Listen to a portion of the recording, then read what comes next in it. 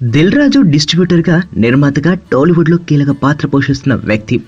తెలుగు రాష్ట్రాల్లోని మిగతా ప్రాంతాలను పక్కన పెడితే నైజాం ఏరియాలో సినిమాను శాసించే వ్యక్తి. తెలుగు సినిమా అయినా డబ్బింగ్ సినిమా అయినా దిల్ రాజు పంపిణీ చేయాల్సిందే, లేదంటే ఆ సినిమా బతకడం కష్టం. అలాంటి వ్యక్తికి అభిషేక్ పిక్చర్స్ అధినేత అభిషేక్ నామా గట్టి పోటీ ఇస్తున్నాడు. నైజాం ఏరియాలో శ్రీమంతుడు నాన్నకు ప్రేమతో కబాలి వంటి పెద్ద సినిమా హక్కుల్ని సొంతం చేసుకుని అభి పంపిణీ చేశాడు. వీరిద్దరి మధ్య పోటీ ఎక్కువ కావడంతో దిల్ రాజు కంటే ఎక్కువ ఆఫర్ ఇచ్చి మరి సినిమా హక్కుల్ని సొంతం చేసుకుంటున్నాడు అభి. దీంతో ఇన్నాళ్ళుగా తెలుగు సినిమాకు నైజాం ఏరియాలో కింగ్ మేకర్లా వ్యవహరిస్తున్న దిల్ రాజును కొట్టే మగాడు వచ్చాడని ఫిల్మ్ నగర్లో చెవులు కొరుక్కుంటున్నారు.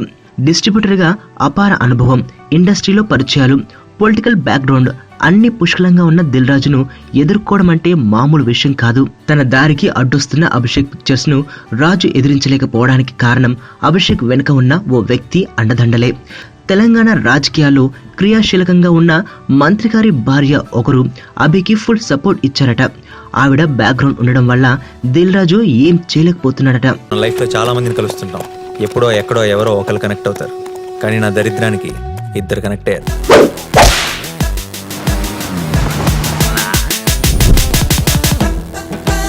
ఈ స్మైల్ చాలా బాగుంది, నిజం అనుకోవద్దు, అబద్ధమే. బానే ట్రై చేస్తున్నావు. I love you. జోక్ చేయకు. ఏంటి నన్ను ఫాలో అవుతున్నావా? నువ్వే స్కూటీ పాడైపోయిందని అబద్ధం చెప్పి నన్ను ఫాలో అవుతున్నావేమో అని నా